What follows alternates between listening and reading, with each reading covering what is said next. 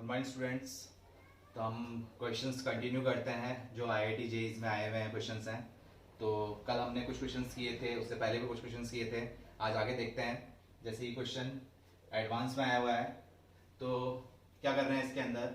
Question क्या है, let X and Y be two arbitrary matrix, condition form दे रखी है 3x3, मतलब 3x3 फॉर्म में है ये, और नॉन जीरो स्क्यू सिमेट्रिक्स मैट्रिक्स है। स्क्यू सिमेट्रिक मैट्रिक्स है जो कि नॉन जीरो है, सारे उसके एलिमेंट्स क्या है, जीरो नहीं है। और जेड एक और मैट्रिक्स है 3x3 की, ये भी क्या है, नॉन जीरो, ये सिमेट्रिक मैट्रिक्स है। तो इन चारों में से कौन सा ऑप्शन होगा जो कि क्या होगा, इज और आर स्क्यू सिमेट्रिक मैट्रिक्स, मतलब इसका ऑप्शन एक भी आ सकता है और दो भी आ सकते हैं, तीन भी आ सकते हैं। मतलब ये क्या है, मल्टीपल चॉइस क्वेश्चंस वाला है, सिंगल करेक्ट आंसर नहीं है, मल्टीपल चॉइस है। हो सकता है सिंगल आंसर भी हो और मल्टीपल आंसर भी आ सकते हैं इसके, तो हमको चेक करना ही नहीं होगा इसके अंदर। तो क्या है क्वेश्चन की एक्स और वाई तो क्या है, एक स्क्वायर मैट्रिक्स है 3x3 की, जो कि क्या है, स्क्यू सिमेट्रिक है, और जेड क्या है, सिमेट्रिक मैट्रिक्स है। तो हम एक बार लिख लेते हैं इसको कि एक्स तो क्या है कि एक्स ट्रांसपोज कर रहे हैं तो माइनस एक्स आएगा, और वाई ट्रांसपोज जब कर रहे हैं तो क्या आ रहा है, माइनस का वाई आ रहा है, क्योंकि क्या है, ये स्क्यू सिमेट्रिक है। और जेड जब देख रहे हैं कि जेड ट्रांसपोज जब हम कर रहे हैं तो क्या आएगा, जेड आएगा। क्यों, क्योंकि ये क्या है, सिमेट्रिक मैट्रिक्स है। अब ये कौन सी स्क्यू सिमेट्री होगी, कौन सी सिमेट्रिक होगी, इसके लिए क्या करना होता है हमको, किसी भी मैट्रिक्स को स्क्यू सिमेट्रिक या सिमेट्रिक देखने के लिए क्या करना होता है, हमको उसका ट्रांसपोज करके देखना होता है। तो ऐसे हम देख नहीं सकते, तो हमको पूरा सॉल्व करना ही होगा प्रॉपर्टी वाइज। तो पहली इक्वेशन जब हम ले रहे हैं, जैसे कि वाई क्यूब जेड की power 4 minus Z 4 Y cube का होल ट्रांसपोज जब हम कर रहे हैं, तो होल ट्रांसपोज करने से क्या आ रहा है कि ये सब्ट्रैक्शन साइन है, तो ट्रांसपोज साइन इजीली आ जाएगा। तो हम क्या लिख सकते हैं इसको, वाई क्यूब जेड की पावर 4 का ट्रांसपोज माइनस जेड की पावर 4 वाई क्यूब का ट्रांसपोज, इस टाइप से लिख दिया। अब ये मल्टीप्लिकेशन फॉर्म में है, तो ट्रांसपोज के लिए हमने क्या प्रॉपर्टी देखी थी कि ए बी का जब ट्रांसपोज होता है तो क्या करते हैं, बी वाली सेकंड प्रॉपर्टी, सेकंड मैट्रिक्स पहले आती है और फर्स्ट वाली बाद में आ जाती है। तो क्या कर दिया इसके अंदर हमने, ये टर्म आ गई, तो ये तो हो जाएगा Z4 का ट्रांसपोज, और ये हो जाएगा Y3 का ट्रांसपोज, ये आ जाएगा Y3 का ट्रांसपोज, और ये Z4 का ट्रांसपोज हो गया। अब ये 4 पावर आ रही है, फिर ट्रांसपोज है, तो हम ट्रांसपोज को ये उनको इंटरचेंज कर सकते हैं ऊपर पावर में। इसको हम ऐसे भी लिख सकते हैं, Z transpose whole to the power 4 Y transpose 3 minus Y transpose 3, और ये हो गया जेड ट्रांसपोज 4। अब इसके अंदर हमारे पास क्या आ रहा है कि जेड डैश तो क्या है, जेड है, और वाई डैश क्या है, माइनस का वाई है। तो क्या आ जाएगा इसके अंदर, ये माइनस साइन आ जाएगा, वाई डैश क्या आ जाएगा, -1 का क्यूब आ रहा है, मतलब माइनस वाई का क्यूब। तो ऑड है, तो ऑड से क्या हो गया, नेगेटिव साइन बाहर आ जाएगा। तो क्या बन जाएगा, ये तो बन जाएगा जेड की पावर 4 और वाई क्यूब, लेकिन माइनस साइन आ जाएगा। इधर जब देख रहे हैं तो वाई डैश तो क्या है, माइनस में, और पावर है ऑड, तो माइनस साइन बाहर आया, तो माइनस माइनस क्या हो गया, प्लस हो गए। और जेड डैश तो क्या है, जेड ही है, तो ये प्लस में हो जाएंगे, वाई क्यूब जेड की पावर 4। और हमने किसको सॉल्व किया था, वाई क्यूब जेड की power 4 minus Z 4 Y cube, मतलब वाई क्यूब जेड की power 4 minus Z4 Y cube minus Z4 Y cube. तो सेम जिसका हमने ट्रांसपोज, जिस मैट्रिक्स का हमने ट्रांसपोज किया था, सेम मैट्रिक्स आ गई। तो इसका मतलब ये तो क्या हुआ, ये तो सिमेट्रिक बन गई हमारे पास, ये तो क्या बन गई, ए ऑप्शन तो क्या आ गया, सिमेट्रिक आ गया। तो ए तो हमारा आंसर नहीं है। ऐसे ही हम जब बी चेक करेंगे तो बी तो डायरेक्ट ही आ रहा है कि इस पूरे का ट्रांसपोज हम करके देखते हैं, तो x की पावर 44 प्लस y की पावर 44 का ट्रांसपोज जब हम कर रहे हैं तो ये सेपरेटली साइन आ जाएगा यहाँ पर। तो x का तो हो गया -x इसमें, और -x की पावर, मतलब कंडीशंस को हम ऐसे लिख सकते हैं, -x का ट्रांसपोज, सॉरी ये अपन लिखते हैं इसको, x डैश की पावर 44 प्लस y डैश की पावर 44, x डैश क्या था, -x की पावर 44 प्लस y डैश क्या था, -y की पावर 44। तो नेगेटिव और पावर क्या है, इवन में है, तो ये पॉजिटिव बन जाएंगे। तो क्या आ जाएगा, x की पावर 44 प्लस y की पावर 44। तो ये भी क्या हो गया कि x की पावर 44 प्लस y की पावर 44 को हमने जब सॉल्व किया था सेम मैट्रिक्स आ गई। इसका मतलब ये भी क्या है, सिमेट्रिक है। तो ये ऑप्शन भी गया हमारे पास से। सी ऑप्शन हम करके देखते हैं। तो सी ऑप्शन के लिए क्या करना होगा हमको, ये देखते हैं।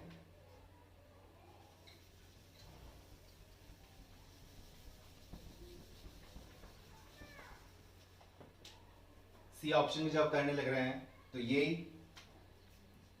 x की power 4 z cube minus Z cube x की पावर 4 का ट्रांसपोज जब आप कर रहे हैं तो क्या कंडीशन आ रही है, डायरेक्ट करते हैं, ट्रांसपोज है तो ये कंडीशन भी यहाँ आ जाएगी। तो ये z डैश का क्यूब हो जाएगा और ये x डैश की पावर 4 हो जाएगी। इसमें जब ला रहे हैं तो माइनस साइन, ये x की पावर 4 ये इधर आ जाएगा और ये हो जाएगा z डैश का क्यूब हो जाएगा। z डैश क्या है, z है, और x डैश क्या है, माइनस x है, लेकिन पावर क्या है, इवन में है। तो ये हो गया z क्यूब x की पावर 4। फिर यहां पर देखते हैं तो x डैश तो क्या है, माइनस ऑफ x है, लेकिन पावर इवन में है तो प्लस ही बन जाएगा। तो ये तो प्लस x की पावर 4 हो गया। z डैश क्या है, z ही है, तो ये हो गया z क्यूब। क्या हो रहा है इसके अंदर कि x की पावर 4 z क्यूब किया था, लेकिन x की पावर z क्यूब किस में आ रहा है, माइनस में, और z क्यूब x की पावर 4 किस में आ रहा है, प्लस में। तो माइनस साइन कॉमन ले लें। माइनस साइन जब कॉमन लिया तो क्या बन गया, x की power 4 z cube minus z cube x की पावर 4। अब सेम मैट्रिक्स बन गई, लेकिन माइनस साइन आ गया तो क्या हो गया, इसकी सिमेट्रिक बन गया ये वाली। ये क्या हो गई, इसकी सिमेट्री बन गई। तो सी ऑप्शन हो गया एक तो हमारे पास। सी ऑप्शन के बाद हम देखते हैं डी ऑप्शन। डी ऑप्शन के लिए क्या कर रहे हैं, ये वाली कंडीशन।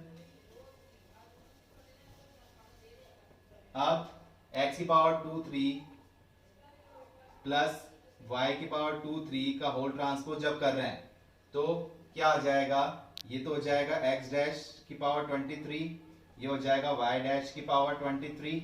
तो x डैश तो क्या था, x डैश तो कंडीशन क्या आ रही है हमारे पास, minus of x, minus x की पावर ऑड लिख रहे हैं तो क्या आएगा, माइनस ऑफ x ही आ रहा है। और y डैश क्या है हमारे पास, माइनस y है, इसकी पावर ऑड है तो कितना हो जाएगा, माइनस y आ जाएगा, लेकिन पावर ऑड फॉर्म में रहेगी। माइनस साइन कॉमन ले लें तो क्या बन जाएगा, x की पावर 23 प्लस y की पावर 23। तो x की पावर 23 प्लस y की पावर 23 को हमने जब सॉल्व किया तो क्या आ गया, माइनस फॉर्म में आ गया। तो ये भी क्या बन गई, इसकी सिमेट्री बन गई ये भी।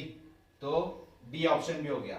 तो मल्टीपल चॉइस के अकॉर्डिंग दो ऑप्शन आए हमारे पास, कौन कौन से, सी ऑप्शन और डी ऑप्शन। ए और बी क्या थे, सिमेट्रिक थे। ऐसे ही इसी पैटर्न से हमने सी और डी को सॉल्व किया तो वो क्या आ गए, इसकी सिमेट्रिक आ गए।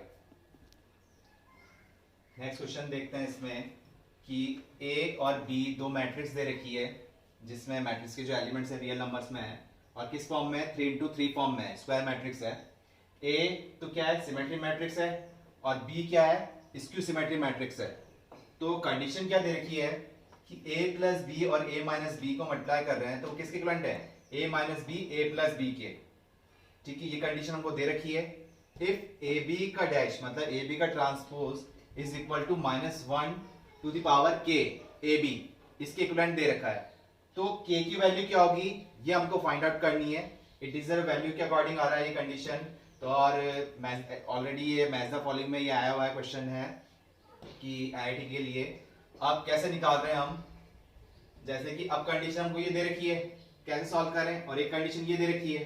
तो जैसे इसको जब हम सॉल्व करते हैं तो क्या कंडीशन आ रही है, इसको जब लिखेंगे तो क्या लिखेंगे, बी डैश ए डैश, और ये तो हो गया -1 की पावर के, ए भी हो गया।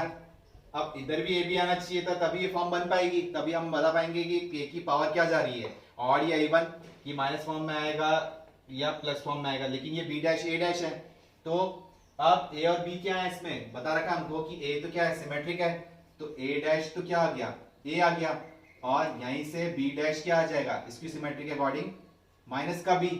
तो जब बी डैश की वैल्यू पुट कर रहे हैं माइनस बी और ए डैश की पुट कर रहे हैं ए, तो ये टर्म क्या आ गई माइनस वन की पावर के ए बी। लेकिन ये तो माइनस ऑफ बी ए आ रहा है और यहाँ क्या चाहिए ए बी है, तो या तो ये बी ए होता या ये ए बी होता। अब अपन इसको चेंज नहीं कर सकते हैं, कुछ ना कुछ पैरामीटर्स गिवन होंगे। क्या है, तो ये कंडीशन और दे रखी है हमको a plus B into A minus B और a minus B A plus B. इसको जब सिंप्लीफाई करते हैं तो क्या आ रहा है कि ए स्क्वायर माइनस का ए बी और ये हो जाएगा प्लस का बी ए और माइनस का बी स्क्वायर। इसको जब सॉल्व कर रहे हैं तो ये हो रहा है ए स्क्वायर प्लस का ए बी माइनस का बी ए और माइनस का बी स्क्वायर। तो ये ए स्क्वायर बी स्क्वायर तो कट गए दोनों साइड के अकॉर्डिंग। और क्या कट रहा है, इसमें कंडीशन क्या आ रही है यहाँ पर कि जैसे ए बी ये माइनस का है यहाँ प्लस का है, ये बी ए यहाँ प्लस का है ये माइनस का है। तो एक काम करते हैं माइनस बी ए को तो इस तरफ ले आते हैं तो ट्वाइस ऑफ बी ए हो गया और ए बी को तो ले जाते हैं तो ट्वाइस ऑफ ए बी हो जाएगा। 2 कट गया तो बी ए किसके इक्विवेलेंट आ गया ए बी की इक्विवेलेंट आ गया। जो कंडीशन हमें गिवन थी उसके अकॉर्डिंग क्या आ रहा है बी ए बी के इक्विवेलेंट है या ए बी ए के इक्विवेलेंट है। तो इस बी ए को मैं लिख सकता हूं माइनस ऑफ ए बी, क्योंकि माइनस साइन तो ऐसे बाहर ही आएगा, और ये माइनस वन की पावर के ए बी। तो अगर इसको भूल जाए कि ए बी दे रखा है यहाँ पर भी ए बी है, बस माइनस साइन आ रहा है और ये माइनस की पावर क्या है 1 की पावर क्या है के। तो माइनस कब आ सकता है जब के की वैल्यू क्या होगी ऑड वैल्यू होगी तभी माइनस आ सकता है। 1 होगी तो माइनस 1 की पावर 1 कितना हो गया माइनस 1 हो गया। अगर 2 होती तो पॉजिटिव हो जाएगा। तो के की क्या होनी चाहिए, के शुड बी ऑड। के की वैल्यू क्या होगी ऑड ही आएगी तभी ये कंडीशन आ सकती है, अदरवाइज नहीं आ पाएगी ये कंडीशन। नेक्स्ट है पैसेज टाइप क्वेश्चंस है जो कि एडवांस में आया हुआ क्वेश्चन है। पैसेज दे रखा है, क्या पैसेज है कि एक set of 3 into 3 symmetry matrix दे रखी है, मतलब एक मैट्रिक्स दे रखी है 3 into 3 फॉर्म में। और कौन सी मैट्रिक्स है सिमेट्री मैट्रिक्स है। All of whose entries are either 0 और 1। ये और कंडीशन दे रखी है कि सिमेट्री मैट्रिक्स है 3 into 3 फॉर्म की भी है और उनकी सारी एंट्रीज जो है सिर्फ 0 और 1 ही एलिमेंट्स है। 5 ऑफ दीज एंट्रीज आर 1, जिसमें से 5 तो कितने हैं 1 है और 4 ऑफ देम आर 0। मतलब 5 तो कितने यूज करने हैं अपन को 1 यूज करने हैं और 4 कितने यूज करने हैं 0 यूज करने हैं। 3 into 3 3 into 3 मतलब टोटल नंबर ऑफ एलिमेंट्स तो कितना हो गया 9 एलिमेंट्स हो गए। 9 एलिमेंट में से 5 एलिमेंट्स तो 1 से रिप्रेजेंट करने हैं और 4 एलिमेंट्स किससे रिप्रेजेंट करने हैं 0 से। लेकिन इस टाइप से अरेंज करने हैं कि वो कंडीशन क्या बन सके सिमेट्री मैट्रिक्स बन सके। और सिमेट्री मैट्रिक्स का मतलब क्या होता है कि किसी भी मैट्रिक्स का जब हम ट्रांसपोज करते हैं अगर वो सेम मैट्रिक्स आती है तो वो सिमेट्री मैट्रिक्स है। तो ये चीज हमको ध्यान में रखते हुए अब क्वेश्चन क्या है इसमें कि नंबर ऑफ मैट्रिसेस इन ए, मतलब कितनी टाइप्स की मैट्रिक्स बन जाएगी, टोटल नंबर ऑफ मैट्रिक्स कितनी बन जाएगी अगर ये कंडीशन हमको दे रखी है। तो करते हैं इसमें।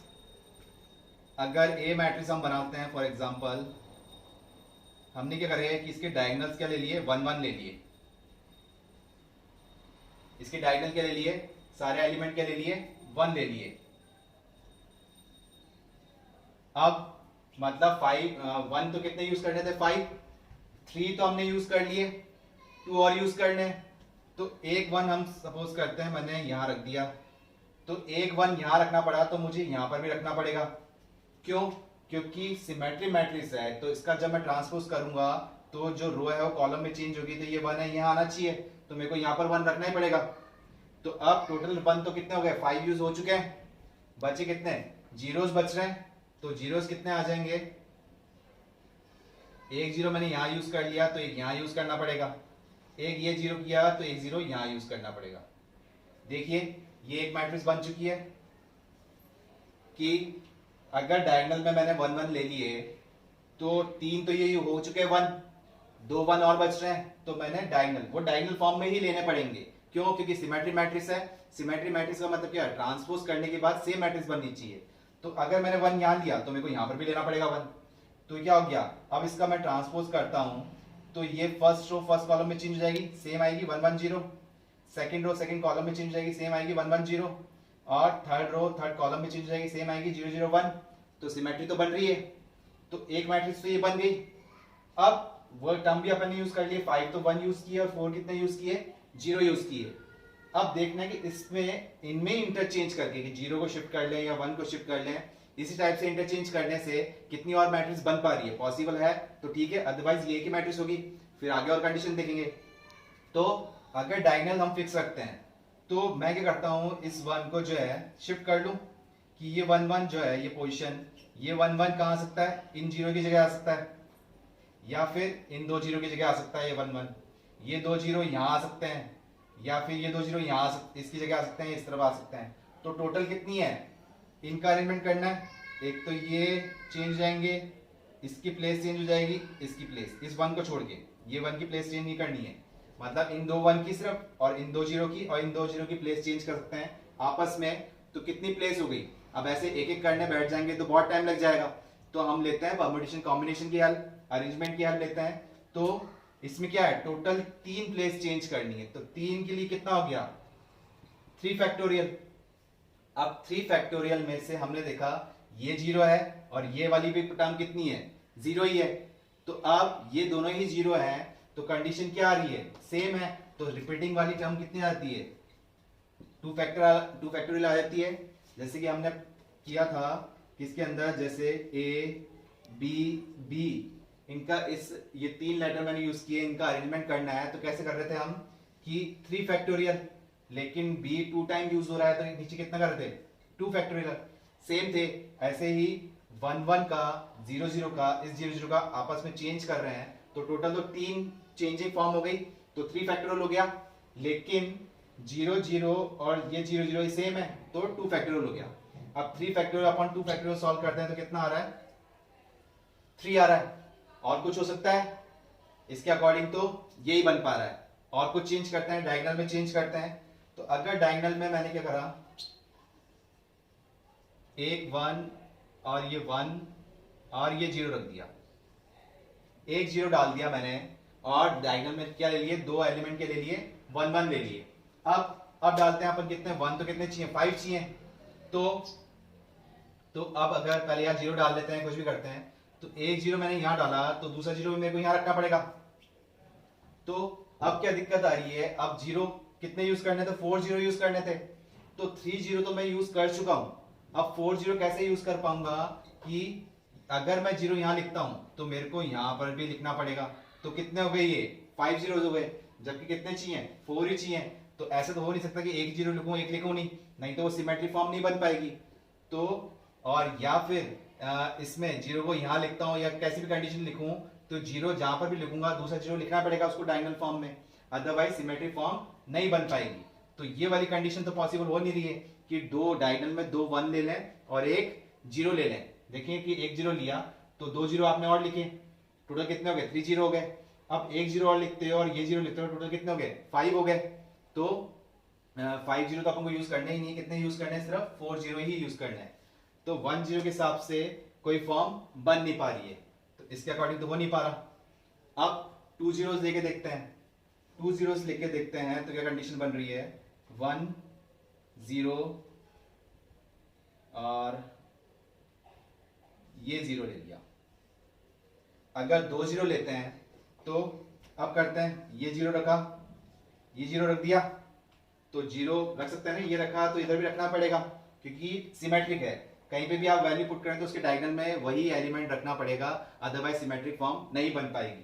तो टोटल 4 0 चाहिए थे, वो 4 0 बन चुके हैं, बचे कितने 1 1, तो 1 रख देते हैं, ये हो गया, ये सिमेट्री बन गया। ये कंडीशन आ गई हमारे पास कि 2 0 के अकॉर्डिंग कि टोटल 0 से कितने हो गए 4 और 1 कितने चाहिए थे 5 हो गए। अब देख रहे हैं कि इसके अंदर इनका अरेंजमेंट कितना बन पा रहा है, कि इनमें ये एक मैट्रिक्स तो बन गई, तो ये एक ही बनेगी, इसी टाइप से बनेगी, या जैसे हमने इसमें किया था कि टोटल इसी को यूज करते हुए मतलब डायगोनल फिक्स रखते हुए इनका इंटरचेंज करें, तो वो बन रहा था 3। ऐसे ही डायगोनल हमने फिक्स रख दिया। अब इन 2 0 को, इस 1 को और इस 1 को, इन 1 को इंटरचेंज करते हैं इन 3 प्लेस पे। ये 3 प्लेस जब हम चेंज कर रहे हैं तो कैसे आ रहा है, क्या हो सकता है कि वही 3 हो गए तो कितना हो गया, 3 फैक्टोरियल हो जाएगा, 3 फैक्टोरियल हो गया। और कितने है 1 1 2 टाइम्स से तो कितना आ गया 2 फैक्टोरियल हो गया। ये आ गया हमारे पास 3 फैक्टोरियल अपॉन 2 फैक्टोरियल, ये कंडीशन बन रही है।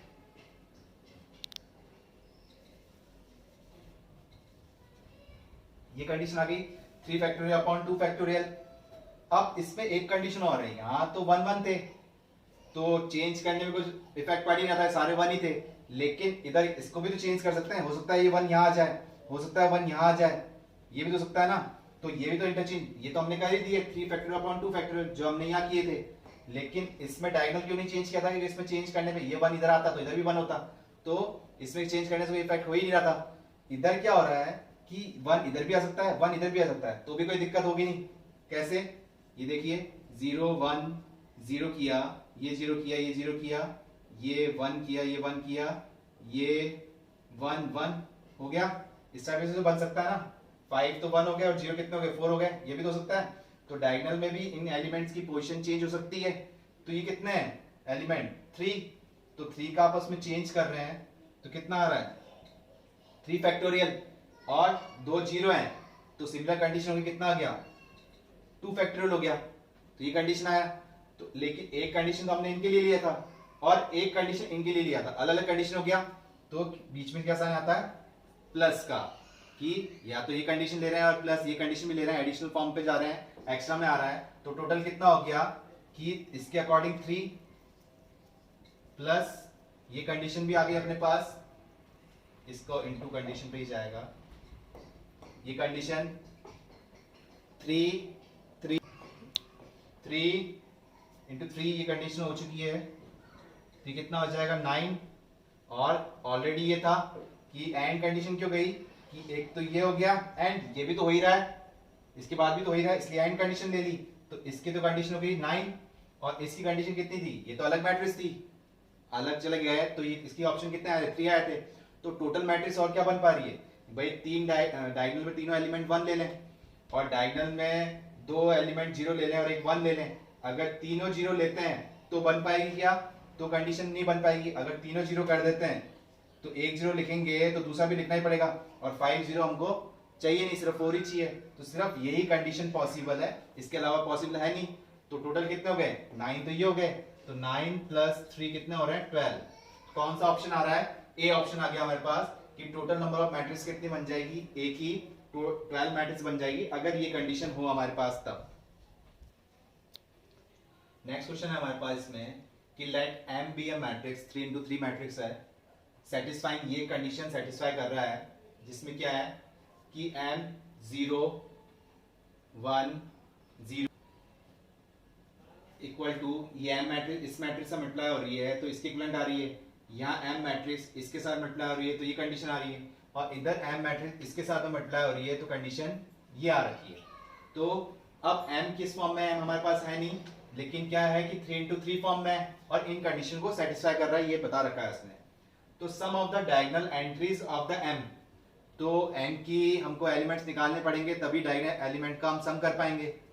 तो M एक मैट्रिक्स हम अज्यूम कर लेते हैं, क्या अज्यूम करें इसमें, जैसे ये A1 B1 C1 अज्यूम कर लिया, ये A2 B2 C2 कर लिया, ये A3 B3 C3 कर लिया हमने। तो डायगोनल क्या आया A1 B2 C3, इनका सम करेंगे, वही इसने पूछी है डायगोनल एंट्रीज ऑफ M का सम करेंगे तो कितना आ रहा है।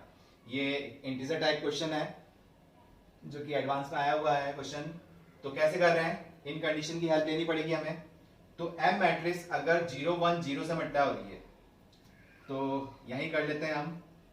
तो M मैट्रिक्स किससे मल्टीप्लाई हो रही है, ये अपन ने कर लिया A1 B1 C1 A2 B2 C2 A3 B3 C3, ये मैट्रिक्स किससे मल्टीप्लाई हुई 0 1 0 से, और क्या आंसर दे रही है हमको -1 2 3 दे रही है, इसके इक्विवेलेंट कर दिए। तो A1 into 0 0 B1 into 1 B1 C1 into 0, तो यहां से तो B1 आ जाएगा और वो किसके इक्विवेलेंट हो जाएगा -1 के।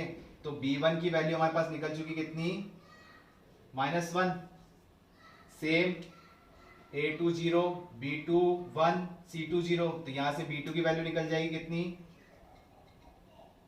2।